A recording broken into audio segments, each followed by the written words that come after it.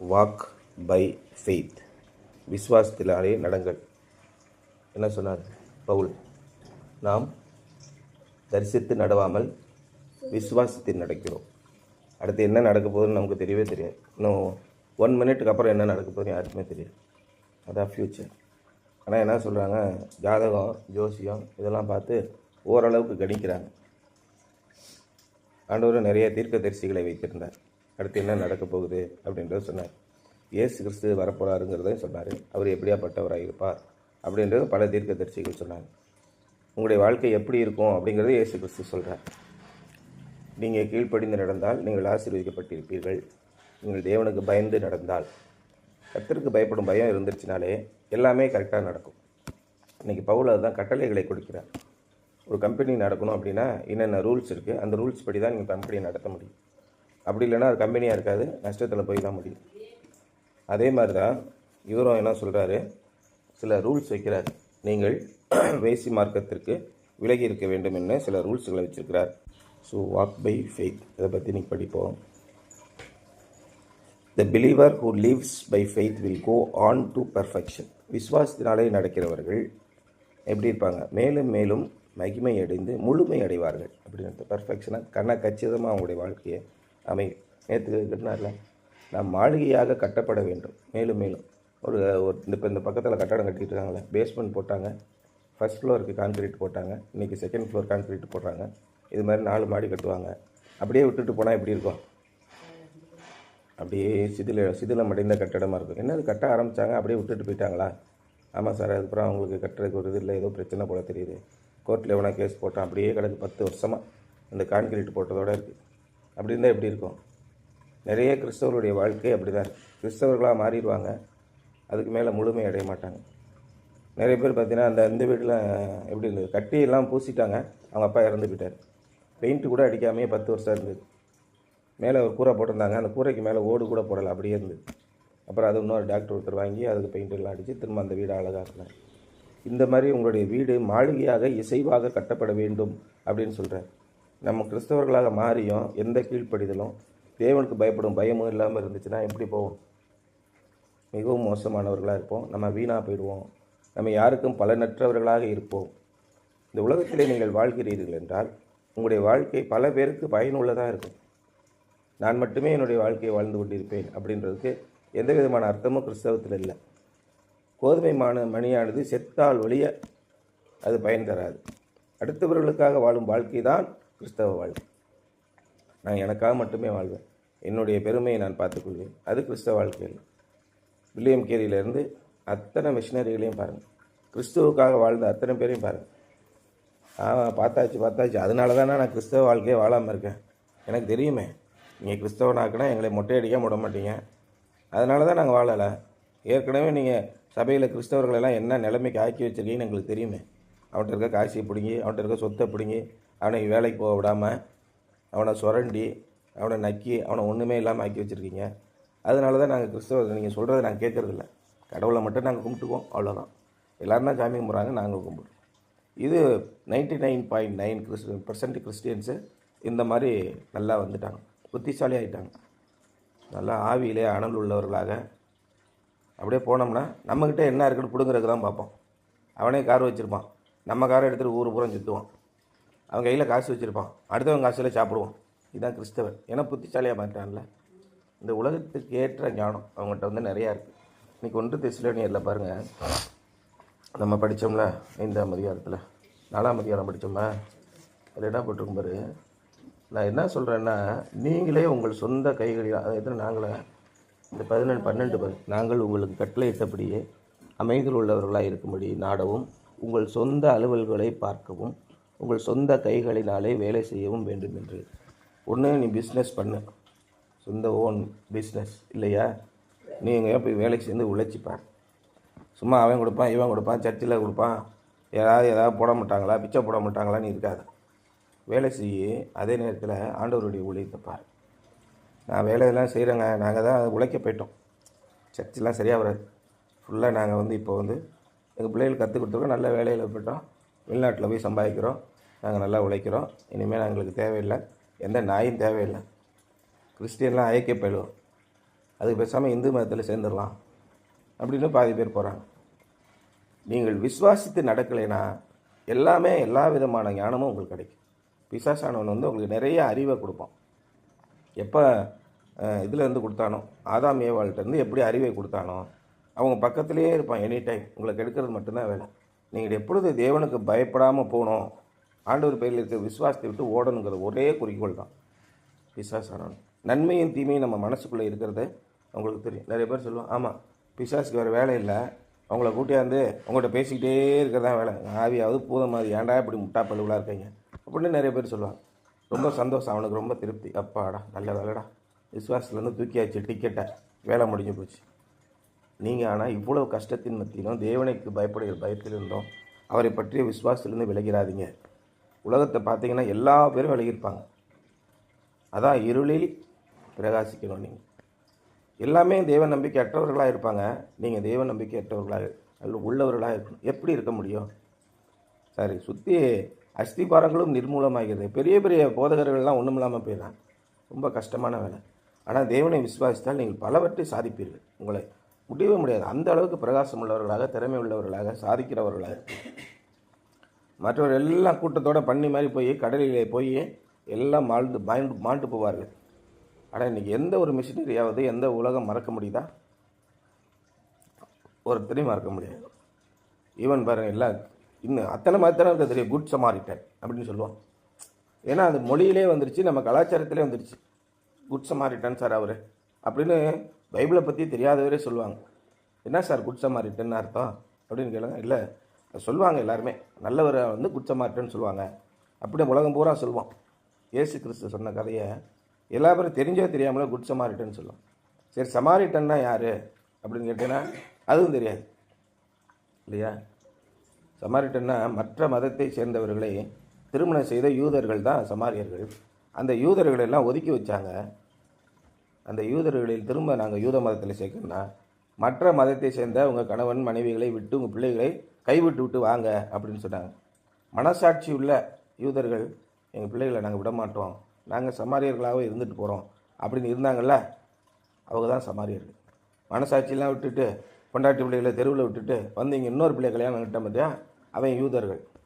அவனை பற்றி தான் சொல்கிறாரு பவுல், நாய்களுக்கு எச்சரிக்கையாக இருங்கள். எல்லாத்தையும் கைவிட்டு விட்டான்.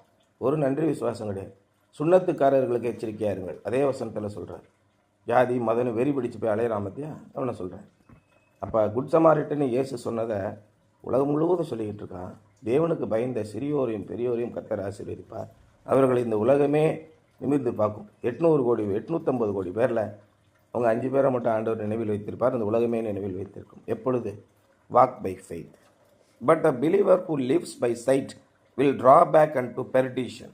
ஆனால் கண்களினால் கண்டால் மட்டும்தான் நான் நம்புவேன். அதுக்கு யாரை வச்சுருந்தார்? ஆண்டவர் சேம்பிள் வச்சுருந்தார்ல, தாமஸை வச்சுருந்தார். பார்க்குறேன், நீங்கள் இயேசுவை பற்றி என்னத்தையோ சொல்லுங்கள், எங்களுக்கு கண்ணில் கண்டாதான் நாங்கள் நம்புவோம். அதனால் பாதிரியாரெல்லாம் பதட்டப்பட்டு போயிட்டானோ நிறைய போதகர். அல்சேஷன் மாதிரி ஊதுறாங்க. ஊதுனவுடனே அப்படியே ஏத்தால 10 பேர் அப்படியே மல்லாக்க விழுகணும். அதை வீடியோ எடுத்து போடு அப்படியே வீடியோ எடுத்து போடுவான். அப்புறம் சூமினை கையுடைய ஒருத்தன் அப்படியே நல்லா ஆகிற மாதிரி வீடியோ எடுத்து போடுவான். அதுக்கு 4 நடிகர்களை வச்சுருக்கான். குறிப்பாக அந்த பொம்பளை பிள்ளைங்க தான் பேய் பிடிச்சதுலேருந்து போகிறதுக்கெலாம் பொம்பளை பிள்ளைகளை வச்சுருப்பான். பேய் கத்துற மாதிரி இருக்கிறதுக்கு கொஞ்சம் மிடில் ஏஜ்டு 50 to 60 years. அவனுக்கு தெரியும் எல்லாம் இந்த கேரக்டர் யார் போடணுன்னு. ஒல்லியாக ஒருத்தனை பிடிச்சிட்டு வாங்க, அவன் தான் மொடமாக இருக்கிறது கரெக்டாக இருக்கும். அவன் ஒல்லியாக ஒருத்தன் நொண்டியாக பிடிச்சிட்டு வருவான். இது மாதிரி என்னென்னமோ செய்கிறானு. கண்களினால் கண்டால் மட்டுமே விசுவாசிப்பேன் என்று சொல்கிற 99% கிறிஸ்தவர்களுக்காக நாடகங்களை அரங்கேற்றுகிறார்கள் நமது நாடக இயக்குனர்கள். யார்? போதகர்கள். புதுசாக வந்து காசு சம்பாதிக்கிறோம் அந்த போதகர்கள். ஆனால் இங்கே என்ன சொல்லுது? But the believer who lives by sight. கண்களினால் மட்டுமே பார்த்து அது உடனே கண்ணில் பார்த்த உடனே காணிக்க எடுப்பான். மிகப்பெரிய பிரசங்க யாரியா, அவருக்கு 5000 போடு அப்படின்னு பணம் அனுப்புவான். They will draw back and to perdition. நித்திய அழிவுக்கே போவாங்க அப்படின்னு எபிரேயரில் போட்டிருக்கு. The Greek word translated perdition is used about 20 times in the New Testament. இந்த நித்திய அழிவு என்ற இந்த வார்த்தையை புதிய ஏற்பாட்டில் 20 முறைகள் உபயோகித்திருக்கிறார்கள். And is translated by different words. இதை வந்து பல்வேறு வார்த்தைகளை கொண்டு மொழிபெயர்த்திருக்கிறார்கள். பெரிஷ் அப்படின்னா அழிஞ்சி தரிசாகிறது, நிர்மூலமாகுவது, டை மரணம் அடைவது, டெஸ்ட்ரக்ஷன் அழிவை அடைவது, அண்ட் வேஸ்ட் வீணா போவது. வேஸ்ட் சொன்னார்ல, மனுஷன் உலகம் முழுவதையும் சுதந்திரத்தை கொண்டாலும் தன்னுடைய ஜீவனை நஷ்டப்படுத்தி கொண்டால் அதனால் அவனுக்கு என்ன வேஸ்ட் அப்படி சொன்னார். The word can mean eternal judgment but it need not in every instance. இந்த வார்த்தை நித்திய அந்த ஒரு நாள் ஒரு நியாய தீர்ப்பு அதான் இருக்கலாம். ஆனால் அப்படி தான் இருக்கணும்னு ஒன்றும் அவசியம் கிடையாது. நம்முடைய வாழ்க்கையிலேயே எபிரேயர் 11ஆம் அதிகாரம் முழுவதும் என்ன போட்டிருக்கு, விசுவாசத்தினாலே இதை அடைந்தார்கள், விசுவாசத்தினாலே அதை அடைந்தார்கள், இப்படி சொல்லிக்கிட்டே வர. அதனால் நித்திய காலமாகவும் இருக்கலாம், அல்லது உங்களுடைய வாழ்க்கையிலே நீங்கள் பார்க்கலாம். என்னுடைய வாழ்க்கையில் நான் நிறைய பேரை பார்த்துட்டேன். விசுவாசிகள் என்று பெயர் பெற்று தேவனுக்கு விரோதமான காரியங்களை செய்தவர்கள் நிர்மூலமாகி போயிருக்கிறார். விசுவாசத்தினாலே நடந்து ஒன்றுமே இல்லாத இருந்து மிகப்பெரிய மகிமை உள்ளவர்களாகவும் ஆகியிருக்கிறார்கள். அவர்களையும் பார்த்திருக்கிறேன். I personally believe that waste is the best translation for this word in Hebrew 10. என்னை பொறுத்த வரைக்கும் வீணாக போவார்கள் என்பது தான் மிகச்சரியான வார்த்தை என்பதாக நான் நம்புகிறேன் அப்படின்னு சொல்கிறார் இந்த author. A believer who does not walk by faith goes back into the old ways and wastes his life. தேவனுடைய வசனத்தை விசுவாசிக்காதவர்கள் என்ன சொல்கிறாங்க, ஆமாம் ஆதியாகமம் 1ஆம் அதிகாரத்துலேருந்து வெளிப்படுத்தின விசேஷம் 22ஆம் அதிகாரம் 21ஆம் வசனம் வரைக்கும் படிச்சுக்கோ போ, எல்லாம் போட்டிருக்கு. தேவனுடைய வசனத்தையும் அதன் வல்லமையையும் விசுவாசியாதவர்கள் அப்படி சொல்லுவாங்க. எந்த சூழ்நிலையிலும் தேவனுடைய வசனத்தை அவமானத்தை விடாதீர்கள். தேவனுடைய வசனம் இருபுறம் கற்கொள்ளப்பட்டேன், அது சொன்னதை செய்யும். தேவன் எங்களுக்கு கொடுத்த வாக்கு தத்தங்கள் ஒன்றை கூட அவர் நிறைவேற்றாமல் போகவே இல்லை. மிகப்பெரிய சோதனைகளிலிருந்தெல்லாம் காப்பாற்றி இருக்கிறார். வாழ்க்கையே அழிந்து போகும் நிலையிலிருந்து கூட காப்பாற்றி இருக்கிறார்.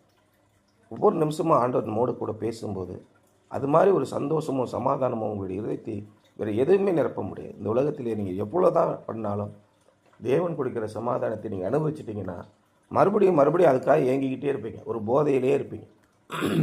ஆனால் தேவன் என்ன சொல்கிறாரு, இந்த உலகம் தர முடியாத சமாதானத்தை நான் உங்களுக்கு தருகிறேன். அந்த சமாதானத்துக்காக தான் இந்த உலகமே இயங்குகிறது. இமயமலைக்கு போகுது, கடுந்தவம் புரிகிறது, தண்ணி அடிக்குது, கஞ்சா அடிக்குது, கோக்கைன் சாப்பிடுது. எதுக்கு? எனக்கு நிம்மதி இல்லை. மறுபடியும் உங்களுக்கு நிம்மதி இல்லை, மறுபடியும் அதை நாடி போவீர்கள். என்னை அடித்தார்கள், எனக்கு சுரணை இல்லை, என்னை அறைந்தார்கள், எனக்கு நோகவில்லை என்று சொல்வீர்கள் அப்படின்னு நீதிமொழிகளில் போட்டிருக்கு. ஆனால் தேவனுடைய மெய் சமாதானம், த ட்ரூ பீஸ் உங்களுக்கு வேணும்னா ஆண்டவரிடத்தில் விசுவாசியுங்கள். அப்படி இல்லைன்னா உங்களுடைய வாழ்க்கை வீணாகி போய் ஒன்றுமில்லாமல் போய் விடுவீர்கள்.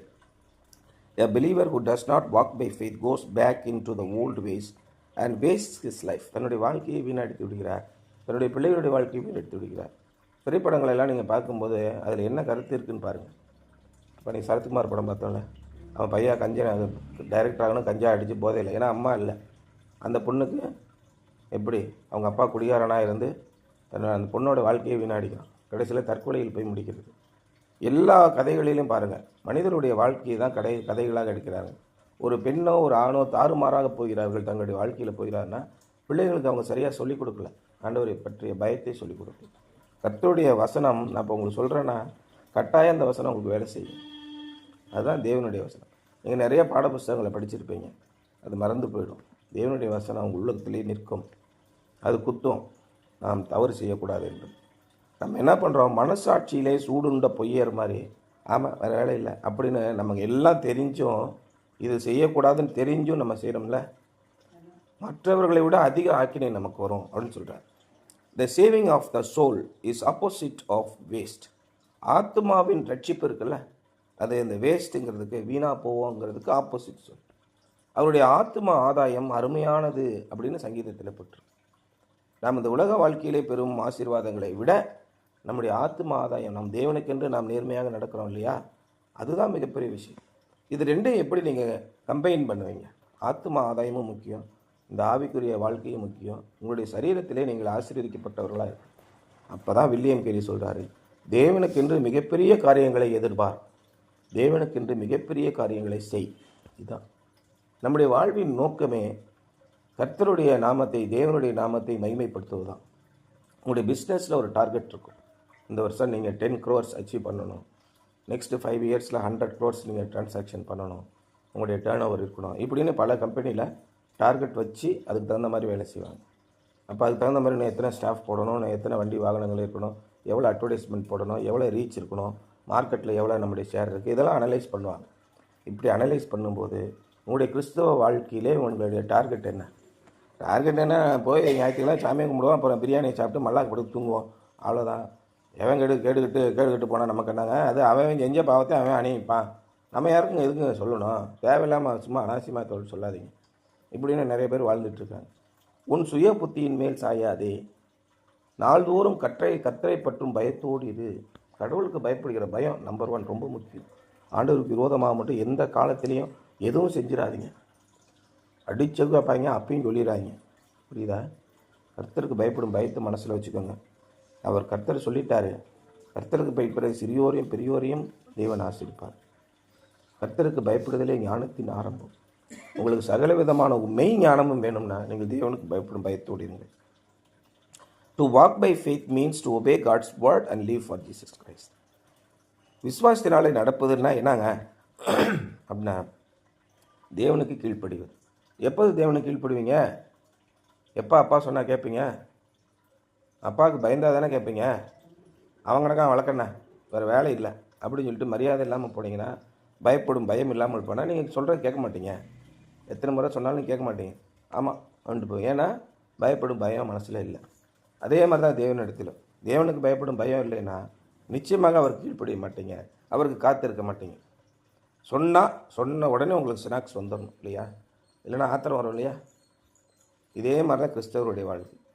நம்முடைய அப்பாவுக்கும் பிள்ளைகளுக்கு என்ன நடக்குதோ அப்படி தான் தேவனுக்கு நமக்கு உள்ள உறவும் இருக்குது. நம்ம கேட்டால் ஆண்டவர் கொடுத்துடணும். அதற்கு ஏற்ற காலத்தை ஏற்ற காரியத்தை தேவன் செய்யும் வரை காத்திருப்பதில்லை. கர்த்தருக்கு பயப்படுதலும் கர்த்தருக்கு காத்திருத்தலும் கர்த்தருக்கு கீழ்ப்படிதலும் ரொம்ப ரொம்ப முக்கியமான விஷயம். ஏற்ற சமயம் வரும் வரை அவருடைய வசனம் அவனை புடமிட்டது அப்படின்னு இருக்கும். அதனால் நீங்கள் காத்திருங்க. நீங்கள் சொல்லிட்டீங்கன்னா அப்பா கண்டிப்பாக செய்வார். நம்ம மீது பொல்லாதவர்களாகி நீங்களே உங்களுடைய பிள்ளைகளுக்கு நல்ல ஈவுகளை கொடுக்க அறிந்திருக்கும் போது உங்களுடைய பரமபிதா அப்படி செய்வது அதிக நிச்சயம் அல்லவான்னு சொல்லி சொல்கிறார். கட்டாயம் செய்வேன்னு மறுபடியும் வந்து வாக்குத்தத்தத்தை கொடுக்குறேன். இல்லைப்பா நீ கேட்குறத நான் செஞ்சு தரேன் ராஜா, கொஞ்சம் பொறு, எனக்கு உடனே இப்போ கார் வாங்கி கொடுங்க, நான் ஓட்டணும். பொறுப்பா இரு, உனக்கு ஒரு காலம் வரும், நீ ஒரு பிஸ்னஸ் பண்ணி முக்கியமாக உனக்கு தேவை வரும்போது உனக்கு கார் கொடுக்குறேன். இப்போயே 15 வயசில் காரை கொடுத்து என்ன பண்ணுறான்? போய் அவன் ஃப்ரெண்ட்ஸுகளோட சேர்ந்து சரக்கை போட்டு ரோட்டில் இருக்க 15 பேரை கொலை பண்ணி ஜெயிலுக்கு போகிறான். நம்முடைய அப்பாவுக்கு அதெல்லாம் தெரியும். என் பிள்ளை அந்த மாதிரிலாம் வேணாம்ப்பா, அவனுடைய வாழ்க்கை நல்லா இருக்கணும் அவருக்கு தெரியும். எப்போ என்னுடைய பிள்ளை கொடுக்கணும் அவருக்கு நல்லா தெரியும். வெயிட் பண்ணுங்கள், நீங்கள் கேட்குற காரியத்தை குறித்து காத்திருங்கள் என்று சொல்கிறார். அப்போது we lose our lives for his sake but we save them. நம்ம நல்லா சந்தோஷமாக இருக்க வேண்டிய வாழ்க்கையெல்லாம் அவரால் நம்ம இழந்து போகிறோம். 15 வயசுலேருந்து 17 வயசு 20 வயசு பசங்களாம் எவ்வளோ சந்தோஷமாக இருக்காங்க. 15 வயசு 20 வயசு பொண்ணுங்களாம் எவ்வளோ சந்தோஷமாக இருக்காங்க. எல்லாம் ஒருத்தர் கூடி இப்போல்லாம் லேட்டஸ்ட்டாக என்னென்னா ஸ்லீப் ஹவர்ஸா ஸ்லீப் ஓவர்னு இப்போ வச்சுருக்காங்க. 15 வயசுலேருந்து 20 வயசுக்குள்ள இருக்க பிள்ளைங்களாம் யாராவது ஒருத்தவங்க வீட்டில் போய் தங்கி இருக்கிறது, அங்கே அவங்களாம் சேர்ந்து கூட்டமாக சேர்ந்து பேசுகிறது, அரட்டை அடிக்கிட்டு தூங்குறது. இப்போ லேட்டஸ்ட் டெக்னிக். இது தேவனுக்கு பிடிக்குமா?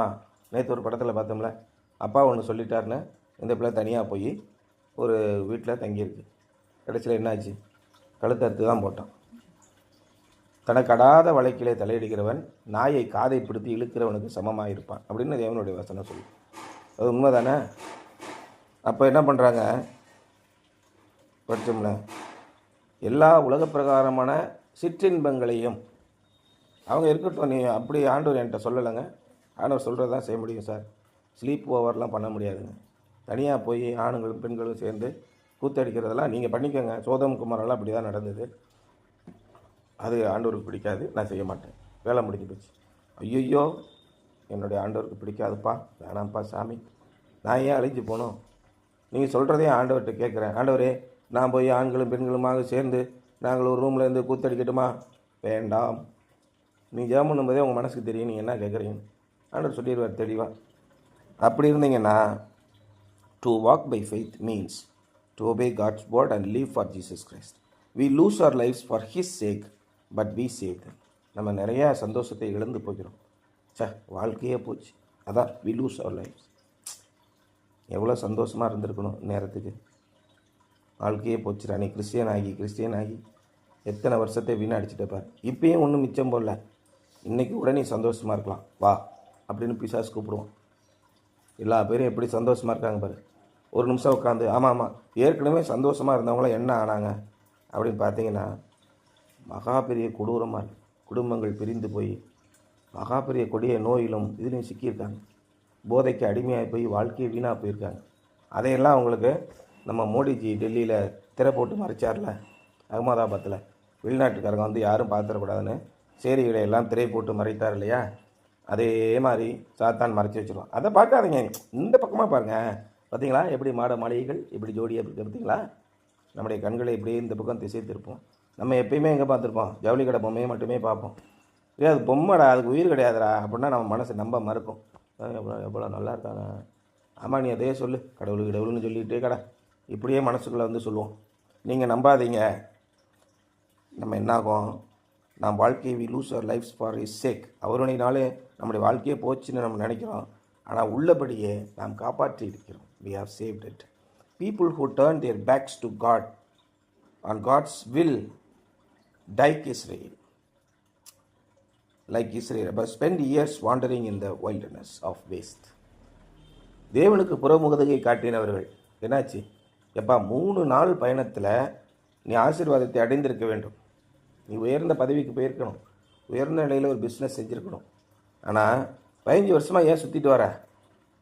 இஸ்ரேல் மக்கள் 40 வருஷம் சுற்றின மாதிரி ஆண்டவரை விசுவாசிக்கலாம், இன்னும் சுற்றிட்டே கடை. உங்களை கைவிடவும் ஆண்டவருக்கு மனசு இல்லை. இல்லைனா ஆண்டவர் விட்டு போய் சாவு. நிறைய பேர் செத்து போயிட்டான். ஆண்டவர் விரோதமாக குரலை உயர்த்தினோம், அத்தனை பேர் செத்து போயிட்டான். அவன் எப்பேற்பட்ட விசுவாசியாக இருந்தாலும் சரி, எப்பேற்பட்ட போதகராக இருந்தாலும் சரி, அழிந்து போய் விட்டார்கள். அதனால் எச்சரிக்கையாக இருங்க. நாம் தேவன் சொல்வதை கேட்போம், ஆண்டவருடைய ஆசீர்வாதத்தை பெற்றுக்கொள்வோம். ஏற்ற சமயத்தில், ஏற்ற சமயம்னு சாத்தான் சொல்லுவான், என்னைக்கு ஏற்ற சமயம் வந்து 10 வருஷம் ஆகுமா ஏற்ற சமயம், நான் அன்றைக்கி அங்கேயே இருந்திருக்கலாம். அதே சொல்லு தான் பார்த்துக்க, இன்னும் கொஞ்சம் கூட மாறவே இல்லை. நாங்கள் எகிப்து தேசத்திலே இருந்திருப்போம், நாங்கள் அப்படியே இருந்திருக்கலாம், நாங்கள் அங்கே நல்லா தான் இருந்தோம். இதே போல் மனுஷனுடைய மனதுக்குள்ளே இதே ஃபார்முலா தான் இருக்குது. ஆமாம் அன்றைக்கே போயிருந்தால் நல்லா இருந்திருக்கும், சும்மா போட்டுக்கிட்டு ஏசி நம்ம ஏற்ற சமயத்தில் கொடுத்து கிழிப்பாராம். ஏற்ற சமயம் என்றைக்கு வருது? ஏற்ற சமயம் பக்கத்தில் தான் 3 நாளில் தான் இருந்துச்சு. இவங்க என்ன பண்ணிட்டாங்க, ஆண்டுக்கு விரோதம் முறுமுறுக்கிறதுனால அந்த 3 நாளை 40 வருஷமாக்கிட்டாங்க. நம்முடைய சொந்த பாவங்களினாலும் நம்முடைய சொந்த அவிசுவாசத்தினால்தான் தான் நம்முடைய வாழ்க்கை சீரழித ஒழிய ஆசீர்வதிக்கக்கூடாதபடி தேவனுடைய கரம் குறுகி போகவே இல்லை. உங்களுடைய சொந்த முரட்டாட்டம் தான் அப்படி செய்யுது அப்படின்னு சொல்லியிருக்காரு. People who turn their backs on God's will like Israel spend years wandering in the wilderness of waste. But we can be confident. ஆனால் எல்லாமே உங்களுக்கு சொல்லிட்டேன். ஓப்பனாக இன்றைக்கி தேவனுடைய வசனம் எல்லா மொழிகளிலும் எல்லா ஆடியோ புக்ஸ்லையும் கிடைக்கிது, எல்லா வீடியோலையும் கிடைக்கிது. ஓப்பனாக இருக்குது. நம்மளால் நம்பிக்கையாக திட நம்பிக்கையாக இருக்க முடியும். Must we walk by faith, our great high priest will guide us and perfect us. இன்றைக்கி நமக்கு பரிசுத்த ஆவியானவர் நம்மோடு கூட இருக்கிறார். பரிசுத்த ஆவியானவராகிய தேற்றரவாளன் நம்மோடு கூட இருக்கிறார். நமக்காக வாக்கு கடங்காத பெருமூச்சுகளோடு ஜெபம் செய்து கொண்டிருக்கிறார். அப்படி பரிசுத்த ஆவியானவர் நம்மோடு கூட இருக்கிறதாலே நாம் இன்னும் அதிக தைரியத்தோட கிருபாசன தண்டையிலே வரக்கடவோம் அப்படின்னு பவுல் சொல்லியிருக்காரு. அப்போ எப்பொழுதும் நீங்கள் ஜெபித்து கொண்டிருங்கள், ஆண்டவரை பற்றி சிந்தித்துக் கொள்ளுங்கள். அப்பொழுது தேவனுடைய சமாதானம் உங்களை ஆட்கொள்ளும். இன்னைக்கு 2 கொரிந்தியர் 5ஆம் அதிகாரம் 7ஆம் வசனம். For we walk by faith. இந்த தேகத்தில் குடியிருக்கையில் கர்த்தரிடத்தில்